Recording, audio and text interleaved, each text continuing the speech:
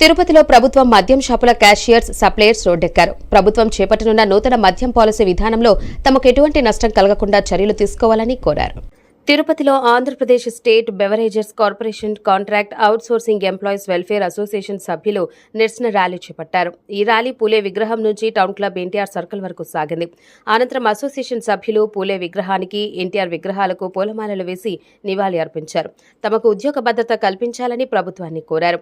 ప్రభుత్వం చేపట్టనున్న నూతన మద్యం పాలసీ విధానంలో తమకు ఎటువంటి నష్టం కలగకుండా చర్యలు తీసుకోవాలని అన్నారు. గవర్నమెంట్ ప్రభుత్వ మద్యం దుకాణాలకు సంబంధించిన సేల్స్ మెన్లు, సూపర్వైజర్లు, వాచ్మెన్లు ఇక్కడ ఒక నిరసన ర్యాలీ అనేది తెలియజేయడానికి వచ్చాం సార్.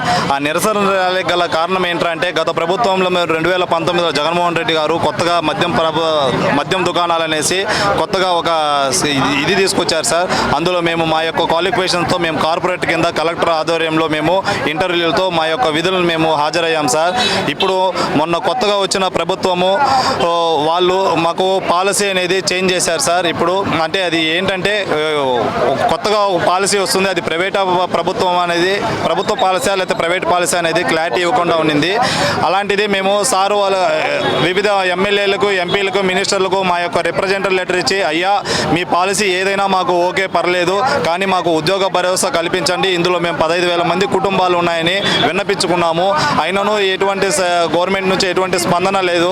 కానీ మొన్న రీసెంట్గా జరిగిన క్యాబినెట్ మీటింగ్లో కొల్లు రవీంద్ర గారిని మేము మీట్ అవ్వడం జరిగింది. ఆయన గారు ముక్కుసూటిగా ఒకటే మాట చెప్పేశారు, మీరు ఇంకా ప్రభుత్వం మద్యం షాపులు ఉండవు, ప్రైవేట్ వైన్ షాపులు మాత్రమే వస్తాయని చెప్పారు. అయినా పర్లేదు సార్, మాకు ఉద్యోగ భరోసా ఏదైనా కల్పిస్తుంటే మీకు ఎటువంటి ఉద్యోగ భరోసా ఉండదు, కేవలం మీరు ఏదైనా ఏజెన్సీకి సంబంధించిన వాటిల్లో వెళ్ళిపోవాల్సిందనే చెప్పారు. కావున ఇన్ని రోజులుగా ఈ 5 ఏళ్లలో ఎంత కరోనా మహమ్మారి అట్లాంటి విషయాలలో కూడా మేము మా ప్రాణాలను సైతం లెక్క చేయకుండా ఉద్యోగాలు విధించి గవర్నమెంట్కి ఎనీ టైం ఎల్లవేళలా మేము రెవెన్యూ తెచ్చిపెట్టే విధంగానే పనిచేసాం, కానీ రెవెన్యూ ఏ పొద్దు కోల్పోయే విధంగా మేము పనిచేయలేదండి. కాబట్టి ఈ పొద్దు కూడా మేము ఒకటే కోరుకుంటున్నాం, మేము అయితే గవర్నమెంట్కి వ్యతిరేకం కాదు సార్. దయచేసి మా యొక్క 15,000 మంది కుటుంబాలకి ఉద్యోగ భరోసా కల్పిస్తారనేసి చేతులెత్తి మరీ వేడుకుంటున్నాం సార్.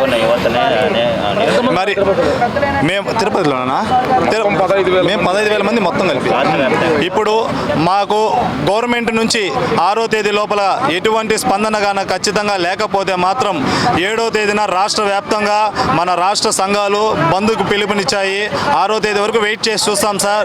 దయచేసి 6వ తేదీ లోపల ఏ యొక్క నిర్ణయమైనా కానీ మాకు సమ్మతమే, మాకు ఉద్యోగ భరోసా కల్పించాలనే మాత్రమే ఈ యొక్క ర్యాలీ నిరసన జరుపుతున్నాము.